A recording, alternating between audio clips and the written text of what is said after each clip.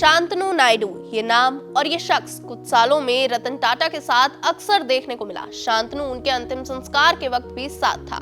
बेहद गुमसुम, दुखी शांतनु पूरे कार्यक्रम के दौरान अकेले और उदास दिखे। उनके चेहरे पर रतन टाटा के जाने का गम साफ दिख रहा था। रतन टाटा के निधन के बाद 31 वर्षीय शांतनु नायडू ने लिंक्डइन पर पोस्ट लिखा, रतन टाटा के निधन से उन्हें काफी गहरा दुख पहुंचा है। इस दोस्ती ने अब मेरे अंदर जो खालीपन पैदा कर दिया है, मैं बाकी की जिंदगी उस खालीपन को भरने में लगा दूंगा। प्यार के लिए दुख की कीमत चुकानी पड़ती है। अलविदा मेरे प्यारे लाइट हाउस। रतन टाटा के निधन के बाद शांतनु नायडू का पहला रिएक्शन भी सामने आया।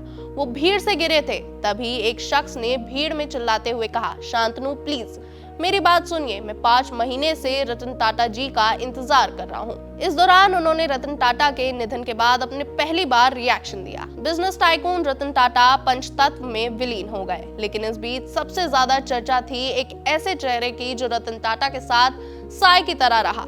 वो चेहरा था शांतनु नायडू का। शांतनु पहली बार मीडिया के सामने कुछ बोले। दरअसल लगातार जब रतन टाटा के निधन की खबरें मिली, तब से ही सबसे ज्यादा सुर्खियों में नजर आए शांतनु नायडू। रतन टाटा का शव जब अंतिम दर्शन के लिए ले जाया जा रहा था, उस वक्त भी बाइक से आगे चलते हुए नजर आ रहे थे शांतनु। लेकिन जब इसी दौरान मीडिया ने शांतनु से बातचीत करने की कोशिश की, तो शांतनु ने मीडिया को दो टूक जवाब दिया।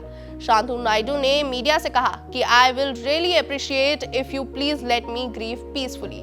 आई would really appreciate and I would really respect it. दरअसल बार बार सवाल पूछे जाने के बाद भी शांतनु नायडू ने सिर्फ एक ही जवाब दिया और कहा कि प्लीज हम सबको शांति से शोक मनाने दीजिए। लगातार मीडिया शांतनु नायडू से बातचीत करने की कोशिश करती रही, क्योंकि लगातार सुर्खियों में शांतनु नायडू इसलिए भी आए क्योंकि शांतनु नायडू हर वक्त ही रतन टाटा के साथ रहते थे।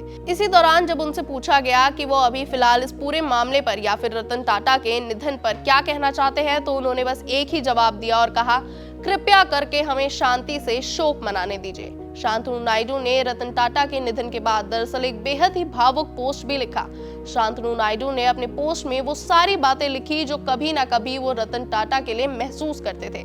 शांतनु ने रतन टाटा को श्रद्धांजलि देते हुए अपने पोस्ट में उन्हें याद करते हुए लिखा, इस दोस्ती के बाद अब उनके जाने से मेरी जिंदगी में खालीपन आ गया है, जिसे भरने में मैं अपनी बाकी की पूरी जिंदगी बिता दूंगा। दुख प्रेम की एक कीमत है। अलविदा मेरे प्यारे लाइट हाउस। रतन टाटा और उनके सबसे करीबी दोस्त शांतनु नायडू के रिश्ते की खूब चर्चा होती रही। हाल के ही सालों में रतन टाटा अपने सहयोगी के साथ हर सार्वजनिक कार्यक्रमों में दिखाई देते रहे। दोनों की मुलाकात कैसे हुई, ये कहानी भी बड़ी दिलचस्प है। रतन टाटा ने शांतनु नायडू को अपने करीबी लोगों में एक रूप से अपनाया और उन्हें अपने बेटे की तरह ही मानते थे। For exclusive and insightful videos, subscribe to our new channel ABP Live Premium.